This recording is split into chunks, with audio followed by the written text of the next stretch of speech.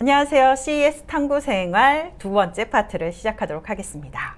매년 1월이면 라스베가스에 전 세계 혁신 기업들이 다 모이는데요. 이번 편에서는 어떤 기업들이 올해 참여하는지 살펴보도록 하겠습니다. 이 편에도 역시 정구민 교수님 모셨습니다. 네, 감사합니다. 안녕하세요. 네. 이제부터 주목할 핵심 키워드, 올 CES 2023에 주목할 핵심 키워드를 우리 교수님이 8개로 정리해 오셨는데요. 그 8가지 어떤 것들이 있는지 하나하나 살펴보도록 하겠습니다. 8가지. 우선 네. 8가지가 뭐죠? 어떤 이제 Vehicle Tech and Advanced Mobility, 이제 줄여서 미래 모빌리티 이런 부분이 있을 거고요. 이제 미래 모빌리티가 로봇하고 이제 연결이 좀 될 거고요. 그리고 좀 큰 흐름으로 역시 이제 AI 부분. 사실 이제 AI 부분을 따로 뺄까 말까 고민을 많이 했었는데 워낙 여기저기 많이 들어가 있으니까 확장되는 부분 우리 한번 좀 봐야 될 것 같고요. 그다음에 이제 스마트홈에서는 이제 스마트홈 자체와 디스플레이 부분들 이런 부분이 있을 거고요. 그리고 이제 디지털 헬스 부분, 그리고 웹3 앤 메타버스 이제 새롭게 강조되는 부분이고요. 그리고 이제 푸드테크 부분들 이 정도를 우리가 좀 살펴보면 될 것 같습니다. 네, 그럼 첫 번째 키워드부터 시작하도록 하겠습니다. CES가요, 실제로 가보면 거의 모터쇼 분위기라고 그쵸. 하는데요. 네. 그래서 첫 번째 키워드는 모빌리티입니다. 네. 네. 실제로 모터쇼가 되게 약해졌어요. CES가 더 강해지고 실제 모터쇼는 약해진. 그쵸. 네. 예전에 이제 유럽 모터쇼나 중국 모터쇼나를 막 가고 그랬는데 요새는 그냥 CS 가서 보고 차 자체는 이제 온라인으로 보고 이런 부분이 좀 많아진 것 같습니다. 그래서 이제 지금 어떤 그 자동차 시장의 이제 세계 이슈들, 어떤 모빌리티 패러다임 변화에선 이제 역시 자율주행 전기차 서비스를 좀 볼 수가 있는데요. 일단 자율주행 쪽에서 우리가 좀 봐야 될 부분들은 물론 이제 최근에 뭐 애플이 딜레이하고 아르고 AI가 이제 문을 닫고 여러 가지 이슈가 있지만 이제 그런 어떤 완전 자율주행을 목표로 가는 부분들 말고 현실적으로 이제 자율주행 진화의 특이점이 다가온다. 이런 부분을 볼 수가 있겠고요. 지금 이제 2023년에 볼보, 2024년에 벤츠 해서 이제 엔비디아의 오린 프로세서와 그다음 루미나의 아이리스 라이다 양산이 예정돼 있고요. 그리고 이제 폭스바겐이 2026년부터 이제 퀄컴하고 인노비제 라이다 계약이 되어 있고요. 그다음에 이제 GM 같은 경우에는 이제 그 셉톤이라고 하는 라이더 업체와 계약이 돼 있습니다. 2023년 내년부터. 그래서 한 2025년에서 2027년 정도면 이제 자율주행 플랫폼이 안정화되면서 자율주행의 어떤 특이점이 오고요. 그럼 이제 고속도로에서 도심으로 오면서 도심에서의 데이터 분석도 중요해지는 그런 패러다임 변화가 있는데 그런 부분을 우리가 한번 좀 주목을 해봐야 될 것 같고요. 그다음에 전기차 측면에서는 역시 이제 그 뭐 테슬라 파이라고 하는 테슬라의 방법론들, 어떤 플랫폼 구조들. 그래서 현대나 폭스바겐이 전기차 플랫폼에서 좀 앞서간 부분들, 이런 부분이 좀 있었고요. 또 하나가 이제 최근에 어떤 주요 전기차 업체들이 하는 부분들이 그 부품 최적화 부분이 있습니다. 테슬라 이제 발표에서 보면 많이 나오는 부분인데요. 예를 들어서 이제 뭐 4680 배터리 같은 경우에는 그 뭐 배터리 내부에 뭐 실리콘 들어가고 이런 부분도 있지만 그 구조 자체가 이 전기차를 최적화하기 위한 부분이 되는데, 예를 들어서 이제 배터리 셀이 있으면 배터리 셀을 모듈로 한번 감싸고 그걸 팩으로 감싼 다음에 차체에 연결을 하는데, 이제 4680 배터리가 되면 이제 모듈을 없애고 셀 투 팩이라든가 아니면 바로 이제 셀 투 셰시까지 가능해지면서 이게 차체 공정이나 구조가 상당히 단순화되는 거죠. 네. 테슬라가 가고 있는 부분들도 있고, 그래서 4680 배터리가 다른 회사들도 많이 쓰지 않을까. 그래서 올해 이제 BMW에서 4680 배터리가 이제 삼성 SDI를 이제 쓰는데 그거 한번 좀 보면 좋겠고, 물론 이제 뭐 4680 배터리가 이제 테슬라가 먼저 얘기했지만 이제 그게 꼭 이게 4680이야 이런 것보다는 어떤 규격적인 측면이 있어서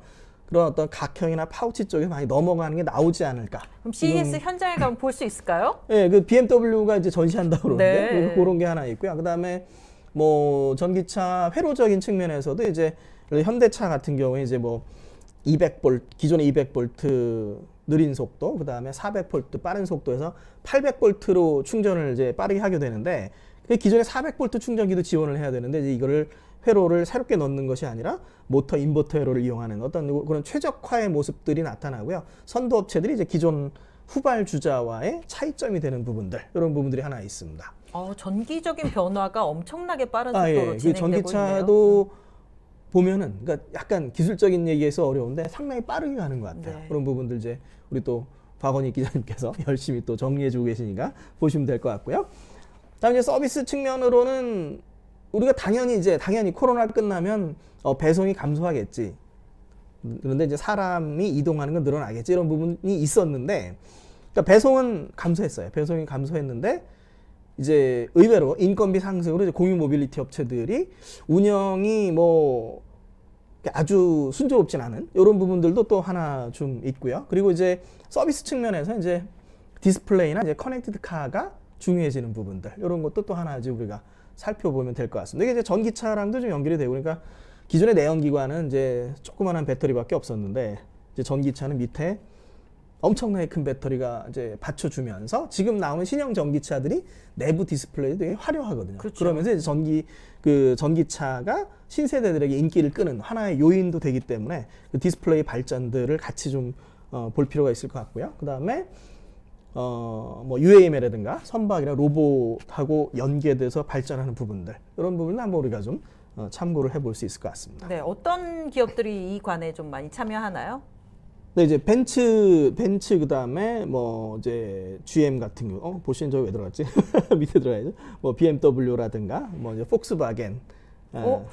한국 회사 이름이 안 보이네요. 어떻게 된 일일까요? 올해 CS2022에 코로나를 뚫고 전시를 다들 기대를 많이 했는데 내년에 현대차는 안 나온다고 되게 놀랐습니다. 네, 현대차는 볼 수가 없습니다. 네. 네. 근데 이제 뭐 더밀크 분들도 저도 그렇고 마찬가지 생각인데요. 나와야 돼요. 나와야 됩니다. 그러니까 하고 있는 거를 잘 묶어서 이걸 좀 보여줘야 돼요. 그러니까 탑에서 어떤 걸 우리가 보여줄 것인가, 이런 거를 좀 보여줘야 계속 이제 광고를 할 수 있는. 물론 이제 뭐 이번 월드컵에서 뭐 홍보를 많이 했다고 그러긴 하는데, 그래도 이제 나와야 된다고 생각이 되고요.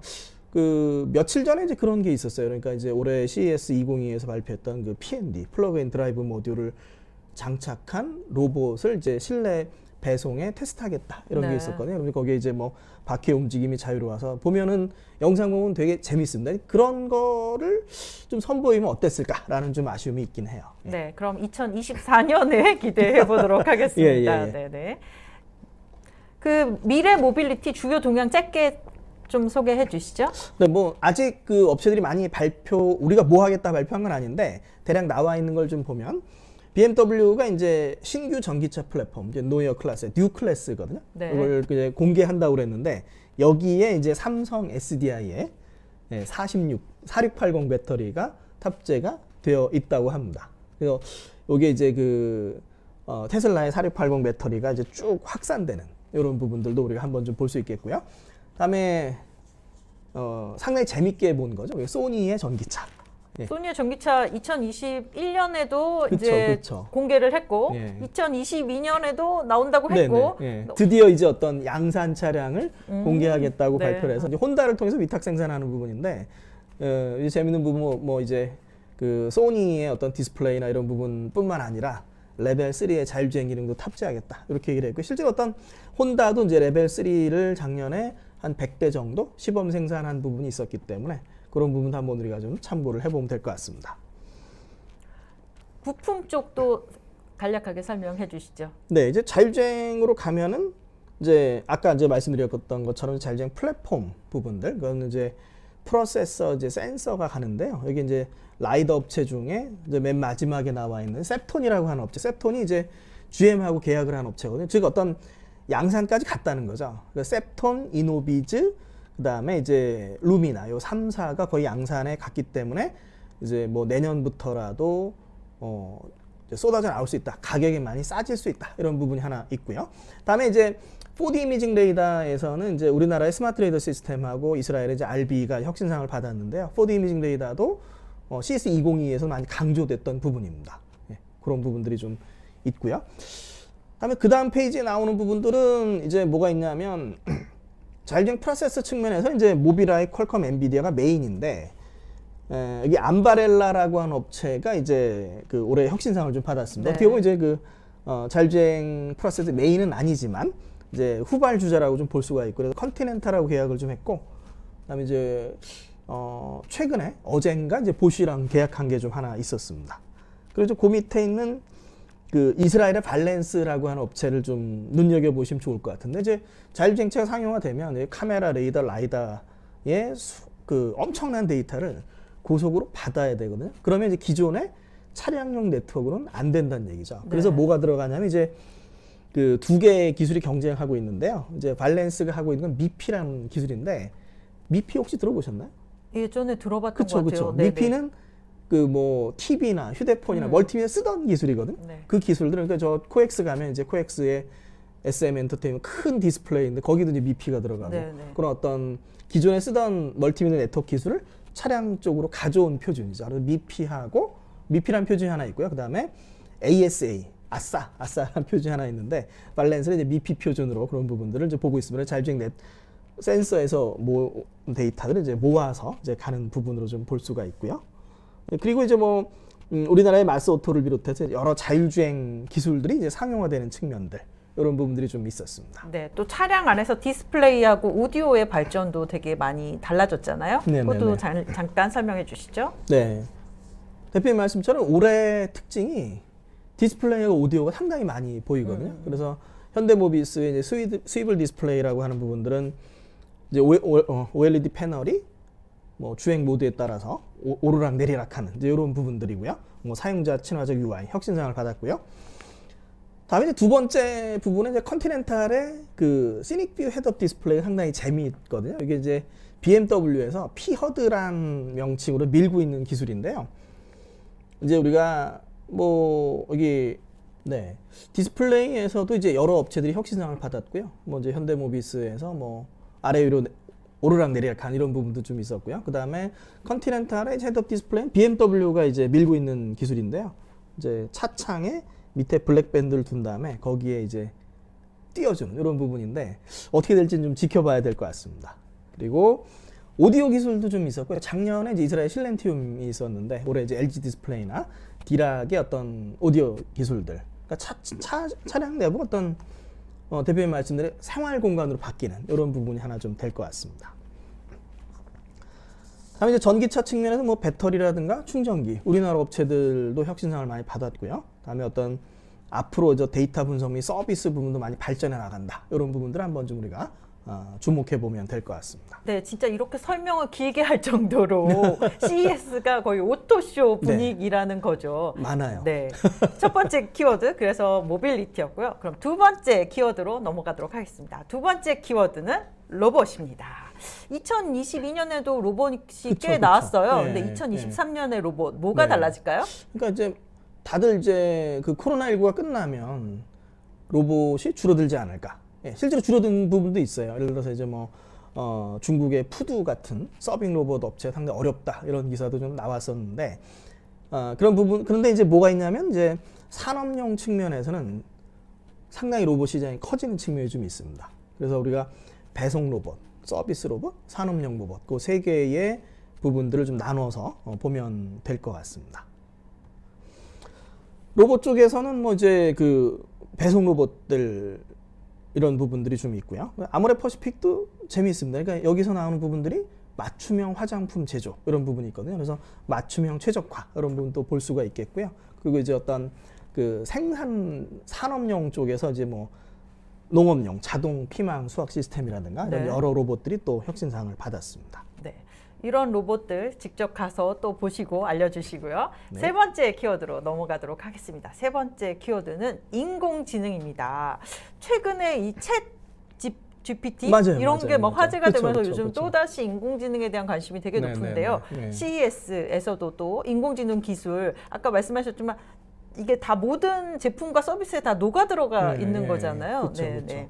그래서 AI 에브리웨어가 좀 되고 있는데 말씀하신 것처럼 이제 제너러티브 AI, 생성 AI의 시장이 점점 더 이제 커지는 이런 부분들이 좀 있고요. 그다음에 어떤 자율주행차나 이런 부분, 인베디드 AI하고 초거대 AI 부분들 두 개가 약간 좀 다르게 진화하는 부분들이 있는데 우리나라가 이제 인베디드 AI 좀 약한 부분이 있지만 그런 부분들 좀 봐야 될 것 같고요. 그다음에 스마트 가전이라든가 디지털 헬스 그리고 뭐 반려동물이라든가 쇼핑, 금융, 서비스로 확장되는 부분들 이런 부분을 좀 전체적으로 모아서 보면 좋을 것 같습니다.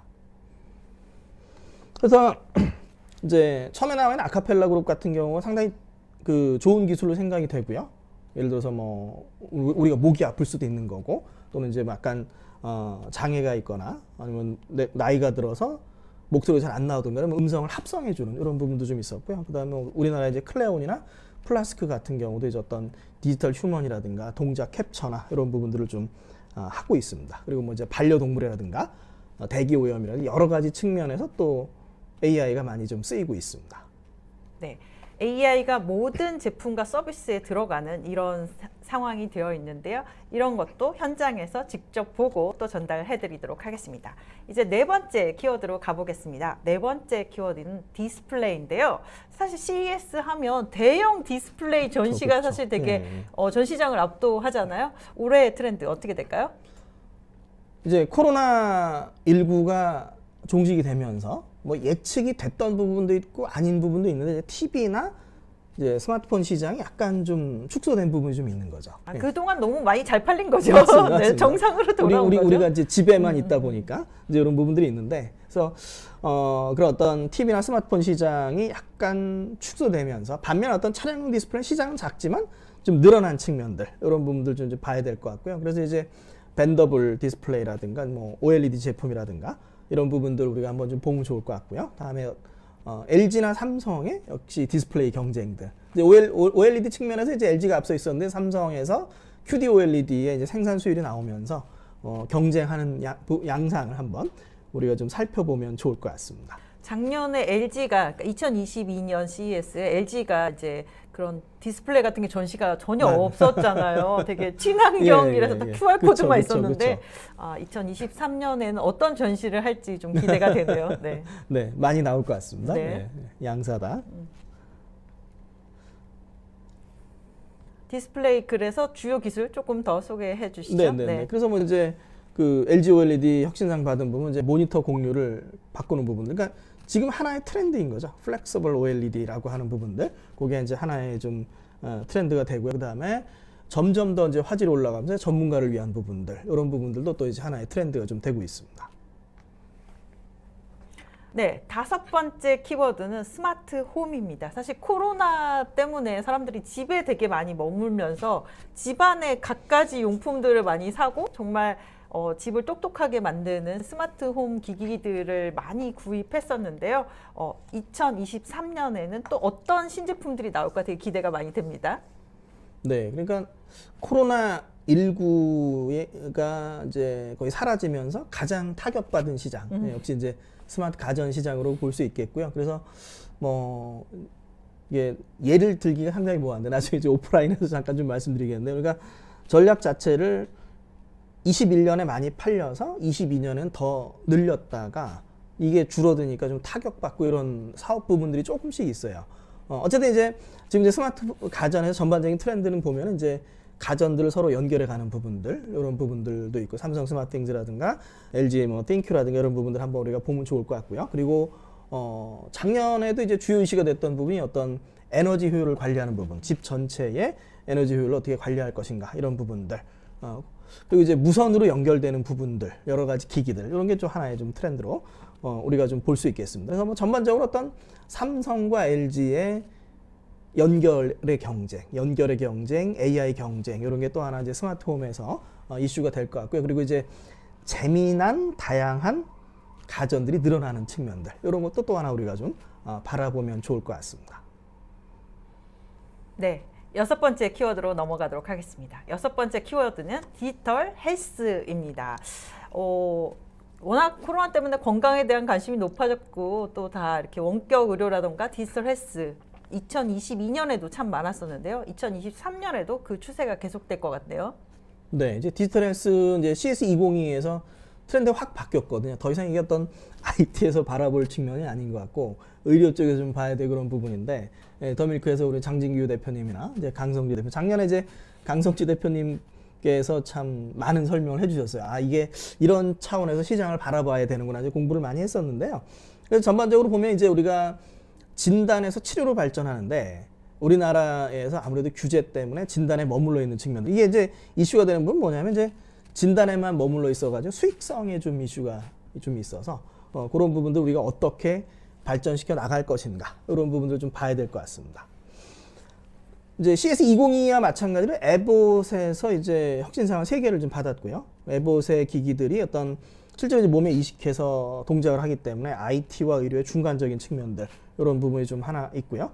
다음에 이제 우리나라 업체들도 상당히 여러 업체들이 좀 있습니다. 디지털 헬스 측면에서. 그리고 뭐 사람에 대한 부분들, 그다음에 노약자에 대한 부분들, 그다음에 반려동물에 대한 부분들 이런 전반적인 부분들 한번 체크를 해보면 좋을 것 같습니다. 네. 7번째 키워드로 넘어갑니다. 바로 푸드테크 있는데요. 사실 요즘 푸드테크 시장이 그렇게 좋지는 않은 것 같아요. 맞아요. 네. 네. 근데 이제 러시아의 우크라이나 전쟁으로 인해서 실제로 이제 유럽이나 이런 쪽에서는 식량 위기를 겪었거든요. 이런 위기를 벗어나기 위한 방법으로 또 뭐 푸드테크가 각광받는다 이런 얘기도 있거든요. 그래서 이번 CS2023의 푸드테크 어떤 스타일로 나올까요? 네. CS202에서 이제 강조됐던 부분이 건강 및 음식 관리 부분이거든요. 사실 이제 CS202는 오미크론 와중이어서 실제로 뭘 먹어보고는 못했는데 어쨌든 지금 최근 전시회에서 푸드테크 동향 한 3가지 정도가 나오고 있습니다. 이제 배양육이나 대체육 부분들, 환경 보호에 대한 부분들 측면이 있고요. 그 다음에 푸드 로봇 부분들, 실제로 이제 뭐 3D 프린팅을 한다든가 아니면 서빙을 한다든가 이런 부분이 하나 있고요. 또 하나는 어떤 그 건강 및 음식 관리 부분, 칼로리를 체크해 준다든가 이제 코로나19에서 상당히 중요했던 부분들이 연속되는 부분들, 그 3가지 트렌드가 이제 좀 계속되고 있습니다. 그래서 세이버잇이나 이제 수비에 이런 부분들을 CES가 대표적으로 들었고요. 아마 이게 테크트렌드2 같이 두 업체가 이제 소개가 될 걸로 생각이 되고요. 다음에 뭐 이제 우리나라 업체 이제 뭐 스마트 팜이라든가 아니면 뭐 음료 프린팅업 뭐 이런 부분들 다양한 그런 푸드테크를 또 만나볼 수 있을 것 같습니다. 다만 이제 며칠 전에 뭐 비욘드 미트 뭐 이런 업체들이 참여를 못할 것 같다 이렇게 통보를 했다고 그래요. 그런데 사실 뭐 이미 너무 커져서 그런 업체들은 네, 뭐 CES에 안 가도 그쵸. 이미 많이 섭취해 볼 수 있는 CS 제품들이니까요. 덕분에 많이 컸기 때문에 굳이 안 와도 되는 그리고 많은 스타트업을 또 우리가 만나볼 수 있을 것 같습니다. 네, 8번째 키워드는 웹3 메타버스 블록체인입니다. CES가 웹3를 매우 강화하는 분위기가 있는데요. 어떤 트렌드가 나왔는지 알아보겠습니다. 예, 이제 더밀크에서 웹3를 많이 좀 우리가 배워야 되는데요. 그래서 뭐 보면 이제 탈중앙화하고 개인화에 대한 부분들, 그다음에 그 정보의 공유도 있지만 정보를 소유하고 그 정보를 교환하고 가치를 교환하는 부분들, 그리고 메타버스와 연결되는 부분들 이런 부분들을 많이 강조하고 있고요. 이게 이제 보기 어려운 부분일 수 있어요. 이건 실제로 업체를 만나서 얘기를 좀 들어봐야 되는 부분인데 그런 부분들을 또 이제 더밀크 여러 전문가분들이 해석을 해주실 걸로 봅니다.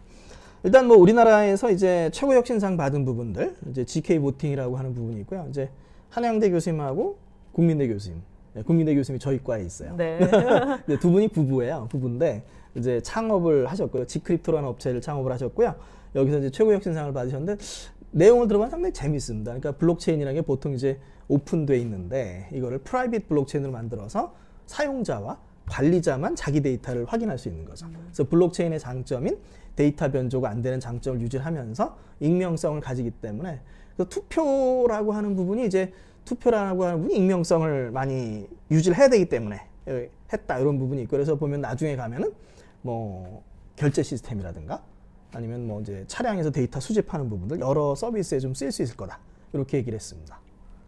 네, 지금까지 CES 2023의 8개 주요 전시 키워드에 대해서 알아봤는데요. 정말 흥미진진한 새로운 신제품과 서비스들이 많이 선보일 것 같습니다. 여러분들 직접 가서 보시고 못 가시더라도 걱정하지 마십시오. 더밀크가 직접 가서 또 여러분들에게 다시 정리해 드릴 겁니다. 3번째 파트는 올해 이제 또 혁신상을 받은 기업들이 많습니다. 어떤 기술과 서비스로 혁신상을 받았는지 정리해 드리도록 하겠습니다. 그럼 이 편을 시청해 주신 여러분들 참 고맙습니다. 감사합니다.